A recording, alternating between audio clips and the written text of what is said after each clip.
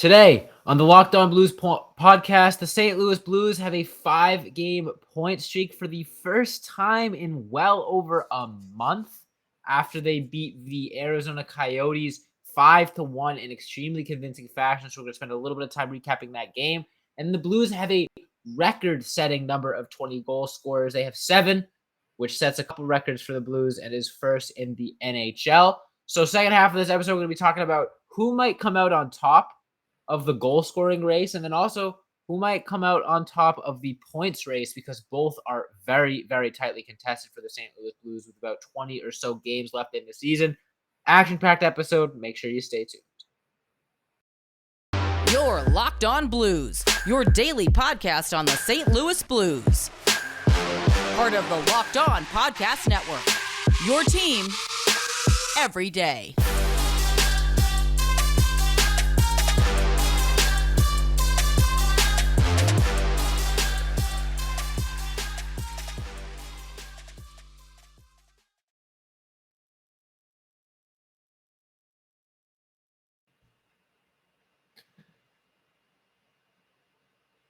Ladies and gentlemen, welcome back to the Locked On Blues podcast, part of the Locked On Podcast Network, and your number one source for daily Blues content. I'm Josh Hyman, and I'm joined by my equally as relieved co-host, Thomas Welch. As for the first time in a long time, we have a fully positive episode. No complaints, no, but what if this? Nothing. Pure positivity from right now until the end of the episode, because the Blues have a 5-game point streak for the first time since, like I said, since late February. It was the last time they did that. They have won 4 of their last 5, including getting a point in overtime in their one loss in a game that they had no business getting a point in. So best stretch of hockey the Blues have had in a very, very long time. We're going to be covering it all on today's episode, plus talking about the multitude of 20 goal scorers and the ever-changing goal and point race for the Blues. Lots of fun stuff. I want to thank everyone out there for making Locked On Blues your first listen, make it as part of your daily routine, because we're free and available on all podcast platforms. All right, Tommy. So real quick, we do got to talk about this game, but we have so much to go over.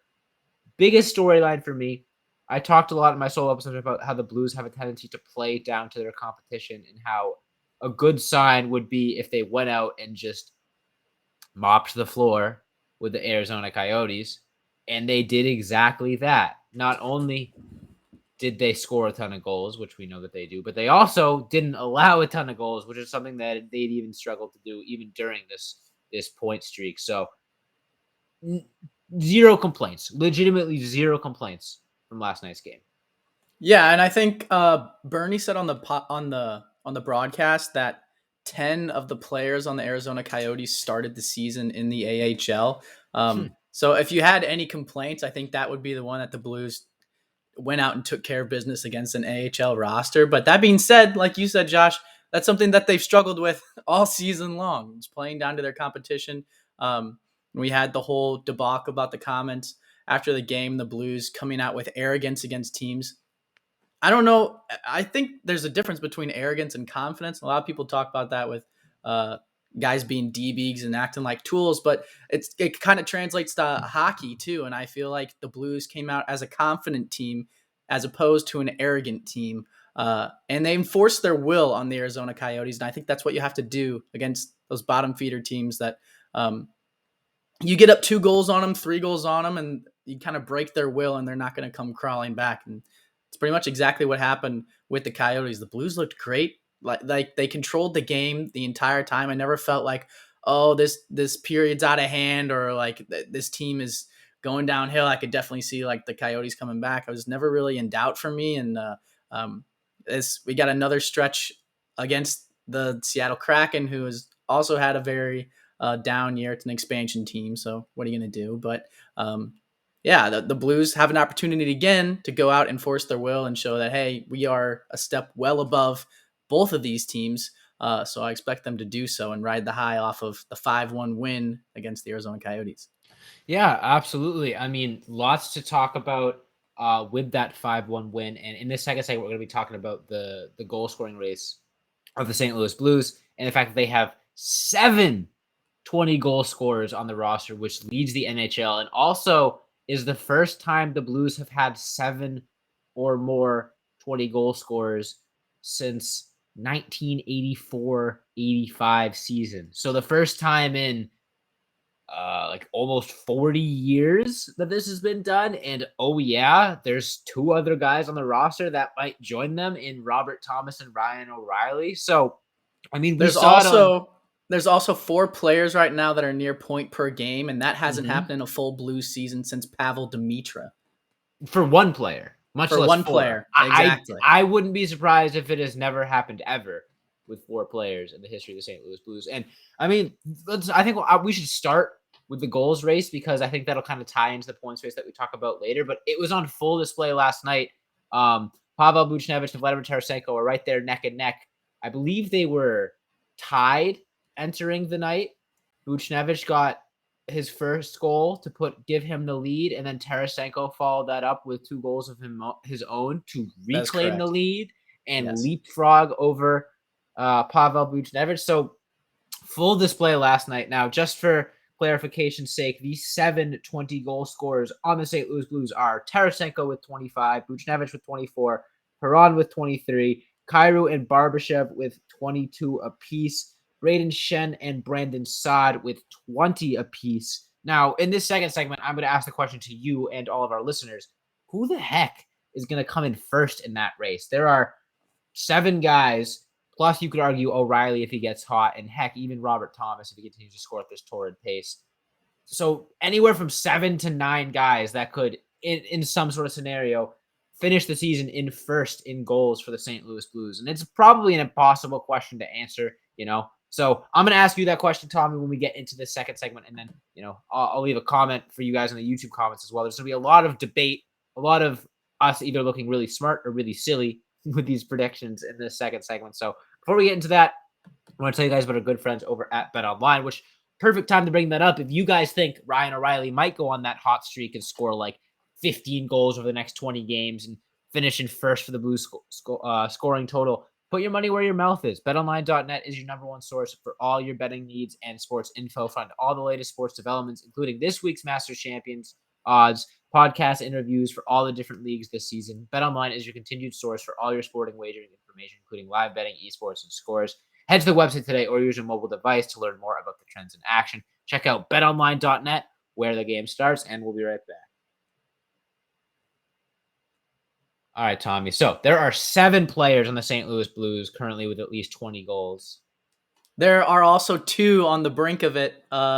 Robert Thomas has 15, and Ryan O'Reilly has 16. So they have 20 games left to get 4 goals and 5 goals respectively. Right. So there are 9 players within 9 goals of each other over the next 20 games.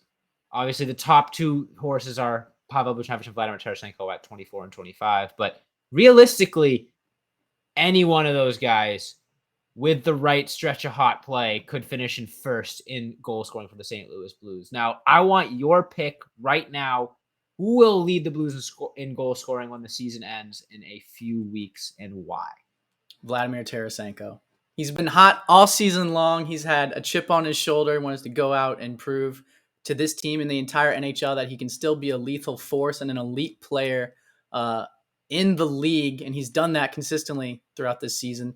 He's hit some hot and cold streaks, but for the most part, he's been scalding hot.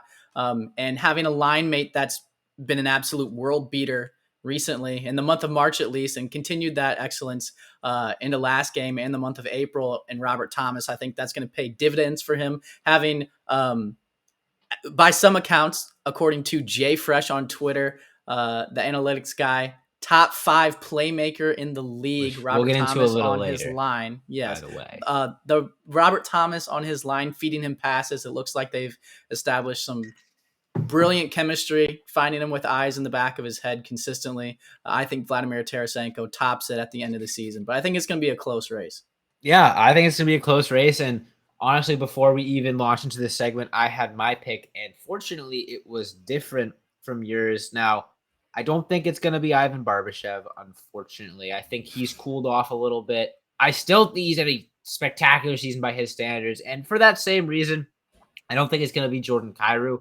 I think his hottest stretch of the season is behind him. He still continued to play consistent and play well, but he does have 40 assists anyway. So he's been more of a playmaker, surprisingly, than he has been a goal scorer this season. I think it's going to be Pavel Buchnevich. I think Pavel Buchnevich has been the consistent best forward on the Blues this season. You know what you're getting out of him every game. Vladimir Tarasenko is a streaky scorer who's on a hot streak right now. Now, if trends are accurate, he's due for 5 or so games where he goes quiet, at least from the goal side of things. Pavel Buchnevich hasn't had that this year. He scores in bunches sometimes, but every few games, he'll put one in the back of the net. Tarasenko might have a couple hat tricks between now and the end of the season, but they're within 1 goal of each other. I think Pavel Buchnevich will be slightly more consistent with the goal scoring throughout the end of the year. I think it's really going to come down to 1 or 2 goals, not just between the two of them, but between, the rest of the guys as well.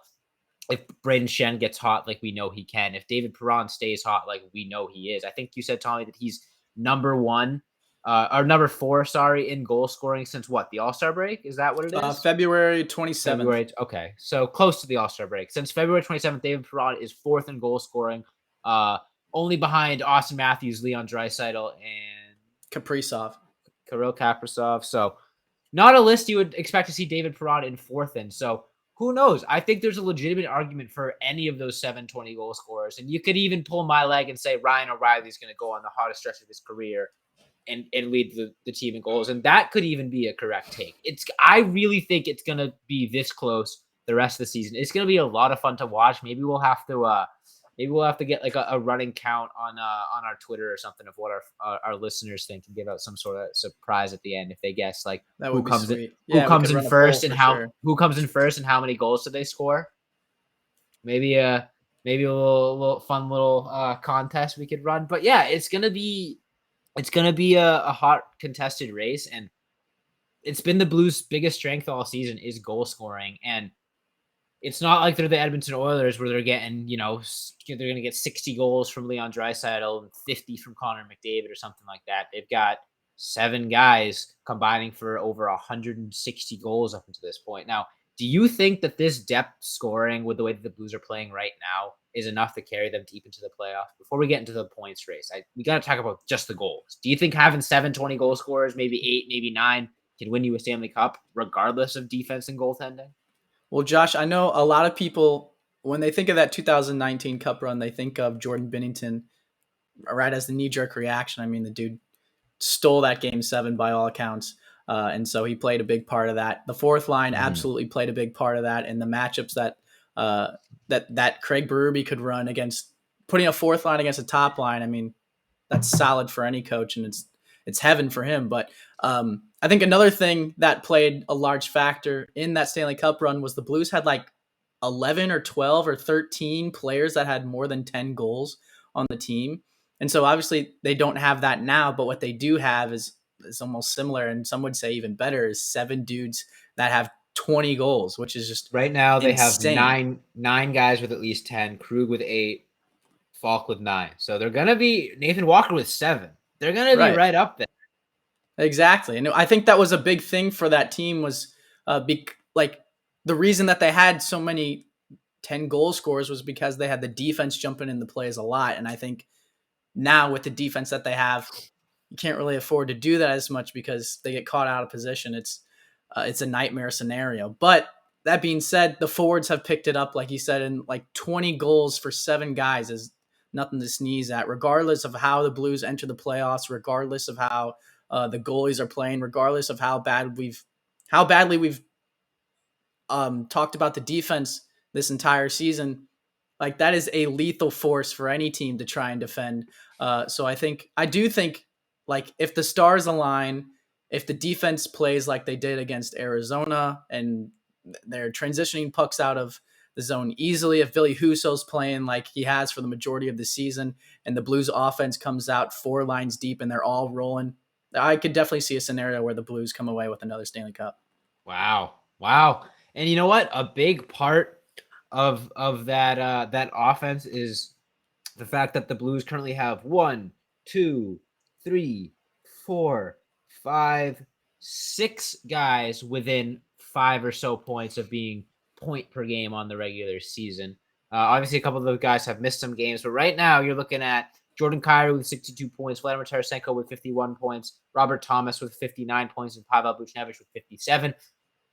Just like the goal conversation, it's a little bit less names in the mix, but any one of those four guys could seemingly come away with the leading scorer overall, goals, assists, points, the leading point getter of the St. Louis Blues this season. So in this third and final segment, Tommy, I'm going to pose the question to you, just like in the second segment, not who will lead the Blues in goals, but who will lead the Blues in points in the next 20 or so games and have them, come out on top at the end of this regular season. Assuming we'll both have some interesting opinions. I got some fun graphics to back up my pick at least. So make sure you guys stay tuned for that. Should be a lot of fun having that conversation. But first, I want to tell you guys about our good friends over at Rock Auto.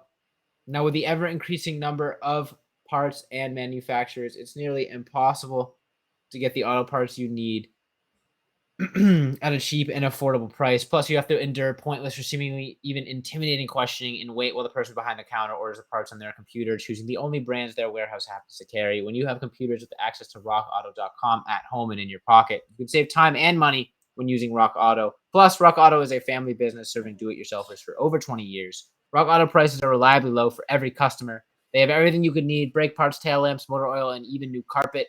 Go explore their easy-to-use website today to find the solution to your auto parts needs. Go to rockauto.com right now. See all the parts available for your car or truck. Right, Locked On in their How Did You Hear About Us box so they know that we sent you. Amazing selection, reliably low prices, all the parts your car will ever need. rockauto.com, and we'll be right back to wrap this one up. All right, Tommy. So I ran off these names at the end of last segment, but I'm going to do it again just so we can be sure before we have this intensely heated debate. It might not even be a debate. We might be in agreement. I don't know your pick yet. Jordan Kyrou has 62 points. Vladimir Tarasenko has 61 points. Robert Thomas has 59 points. And Pavel Buchnevich has 57 points. The St. Louis Blues have 13 games left in the regular season. 13 games left in the regular season, if I'm doing my math correctly, which I might not be. Let's call it 15 or so games, just in case I'm wrong. Who comes out on top of those four names? Could be any one of them, just like the goal race. Really think it could be any one of them. I feel bad because I think we do have the same one. And I know I feel like we're talking about how much, especially me, was talking about how much Vladimir Tarasenko has been hot this season and like pure goal scorer. As much as you read about, like, dude shot absolutely plays and he's looked like vintage Vladdy, like we love calling him, all season long. And I think having that to his benefit will benefit him in the points race, obviously, right? But there's been a guy who, since the All-Star break, has been, I think, the most valuable player on the St. Louis Blues, and that is by far Robert Thomas. The dude's just playing absolutely out of his mind hockey. He learned how to score the puck. He's shooting pucks consistently when in scoring opportunities, making the correct play in almost every facet of the game. And I don't think there's any reason for me to think and for anyone else to think that he's going to cool off anytime soon. He scored 6 goals in the month of March and doubled his goal total for the entire season. And obviously everyone already knows that his playmaking ability is some of the best in the league. So I think when it comes down to it, he's going to get a lot of opportunities to create assists by passing to Vladimir Tarasenko, one of the best shooters on the team. But because of the impact that Vladimir Tarasenko has on the ice, he's also going to get opportunities to score. And so for that reason, I'm going to take Robert Thomas as my top point getter for the St. Louis Blues at the end of the season. Yeah, absolutely. You hit the nail on the head. You stole my pick. I'm only a little salty about it. No, but I think you described it perfectly. Just for the I didn't want to go of first, for the record. Robert Thomas has had an absolutely spectacular season playmaking wise all year. And in a minute or so, we're going to get into some more of those advanced stats that we know and love so much because the numbers do back it up. He is one of the best playmakers in the entire NHL. So the assists have been coming all year long. He's got 44 assists in like 65 games, something like that. 59 games. 59. Yeah, 59. Wow. 44 assists in 59 games. But all of a sudden, he's turned into a goal scorer as well. and has 15 goals to go along with those assists. And it's not like the assists slowed down once he started scoring goals. He just started getting even more points in like the second half of the regular season. And for that reason, I think, yeah, Robert Thomas has a really, really good chance of finishing the year number one in the point race for the St. Louis Blues. Now, I am going to show a graphic here with some advanced stats that back up those numbers. So we're going to spend a few minutes talking about this graphic. If you guys are listening to us just audio-wise on Spotify or whatever, and you have the chance, open up this video on YouTube, go to the 20-minute mark, and you'll be seeing this fun little graphic that we're about to throw up. But without further ado, let's take a look at these numbers. Now, we explained this before. It's been a few episodes since we've done it. So these are percentiles. The way percentiles work, if you're in the 99th percentile, if you're in a room with 100 hockey players, you'll be better than 98 of them at whatever statistic. If you're 100th percentile and you're in a room with 100 NHL players, you are the best. We're looking at Robert Thomas right now, Tommy, and I'm seeing a lot of hundreds. I'm seeing a lot of 98s, a lot of 99s.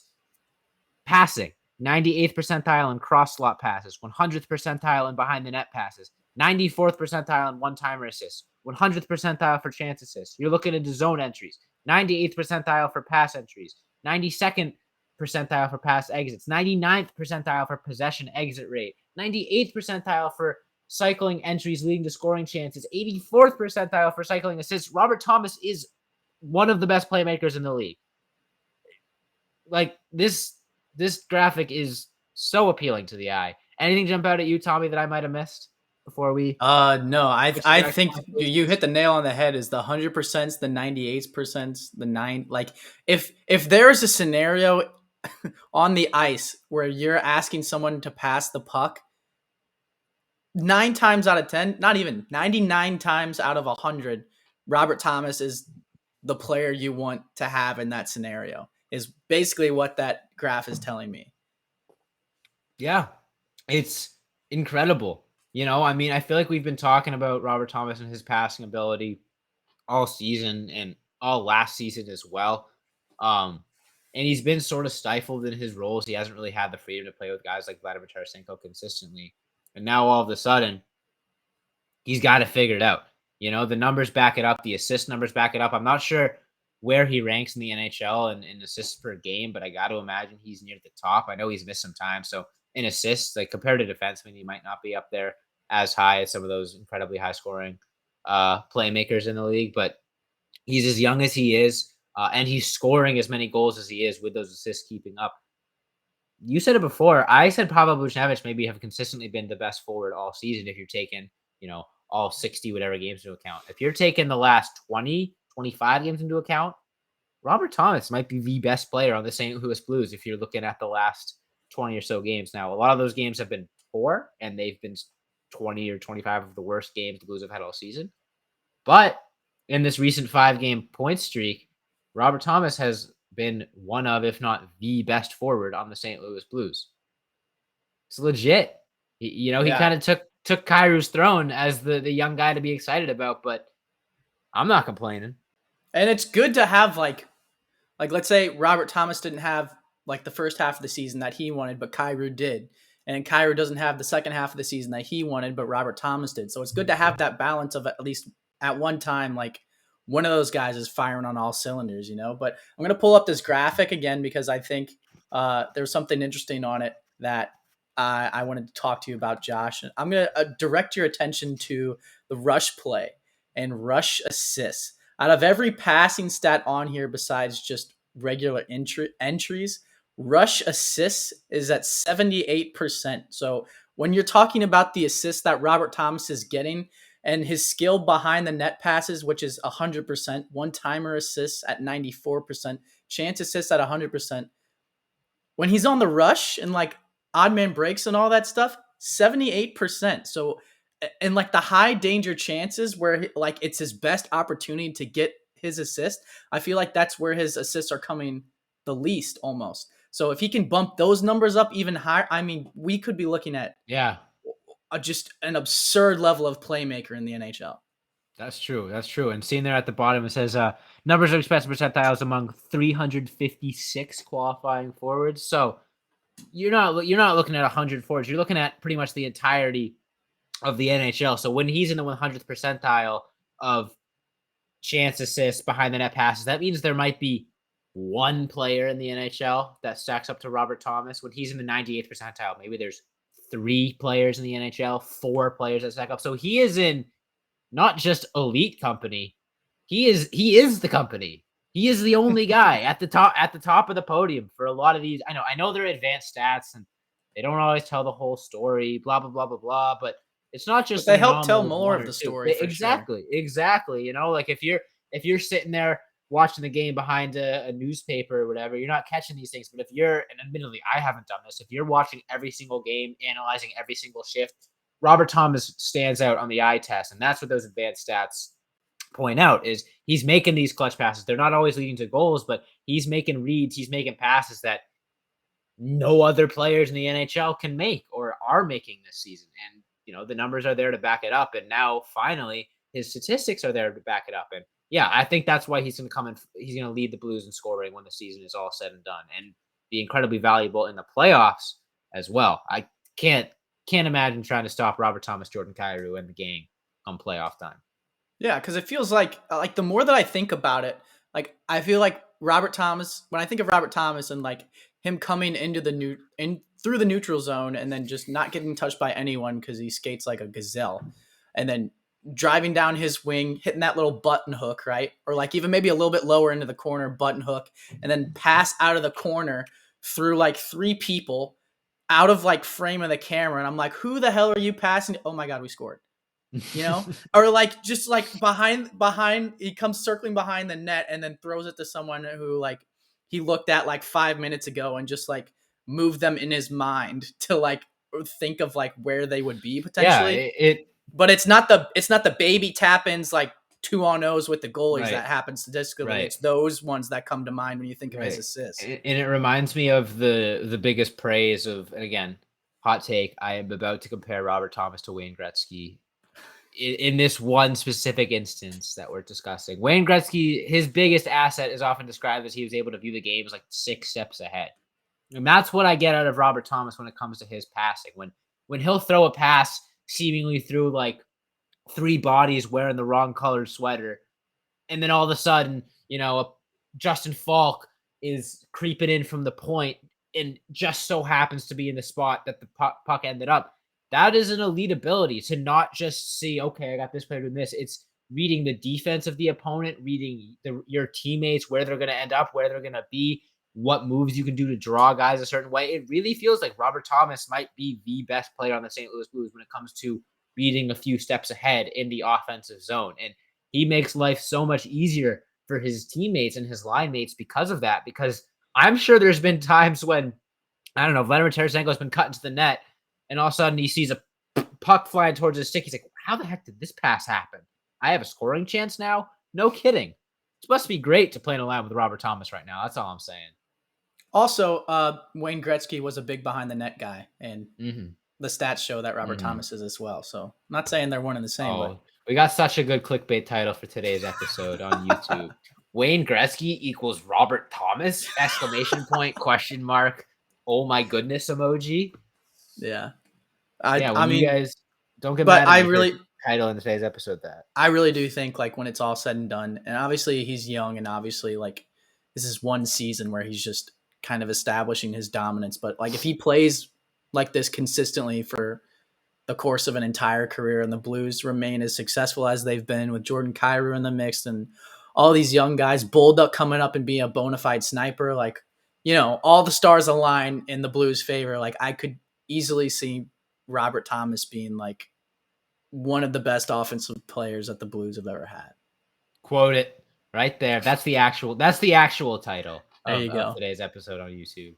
Not the Wayne Gretzky comparison, but both are correct. Yeah, I mean, it's amazing how you probably listened to an episode from last Tuesday and the mood was so different, but that just goes to show you in a league like the NHL how quickly things can change and how quickly momentum can change. And like we said, the Blues got about 15 games left in the regular season. Perfect time to start snatching up some momentum, the momentum of the first 30 games of the regular season. Take those for another 30 games. Oh, look, you're in the Western Conference Final. Who knows? And, You know what? Where's the only place that they can find our reactions to that, Tommy? If they On do the happen. Locked On Blues podcast, Oh, baby. yes, sir.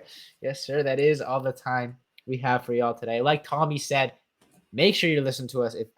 You're listening to us now, so you got to know who we are. But make sure you're following or subscribing to the Locked On Blues podcast on whatever platform you're listening to us on. Or if you're watching us on YouTube and seeing those fun graphics, make sure you subscribe to us there. Like I said, if you're not, you're missing out. We've been kind of moving into it a little bit more and more frequently. We'll throw some visual aids up there. We don't want to do it too much just because we know a lot of you guys still just listen to us. So like I said, if you're missing out the YouTube videos, you're missing out on a lot. We got some beautiful faces and we got some funny reactions. Sometimes I'll look at Tommy all funny when he says something dumb. Yeah, you don't get to see my incredible mustache. No, you don't. You don't get to see my wonderful Blues jerseys that are up there with a hanger and Scotch tape. You're missing out on a lot. Or my Funko Pop collection. Mm-hmm. Yeah, what are you doing? Subscribe to the Locked On Blues YouTube channel. Statistics shows that like 30-40% of you guys aren't subscribed when you're watching us on YouTube. Do it. We upload like all the time. You'll be watching an episode just as it comes out and boom, another one will be out by the time you're finished. That's a little bit of an exaggeration, but seriously, 5 episodes a week, pretty consistently forever. So subscribe to us on YouTube or wherever else. Leave us a review if you're feeling so kind. Leave us a comment on YouTube. There's going to be a lot to discuss in the comment section of today's episode. Who will lead in goals? Who will lead in points? We'll be debating with you guys. If you want to leave some comments and try to tell us why we're wrong or right, make sure you're doing that. Follow us on all of our socials, Instagram, Twitter, TikTok, and Facebook at Locked On Blues. Follow me on Twitter at Josh Hyman NHL. Follow Tommy on Twitter at TWelcher15. Thanks so much for listening. And as always, let's go Blues.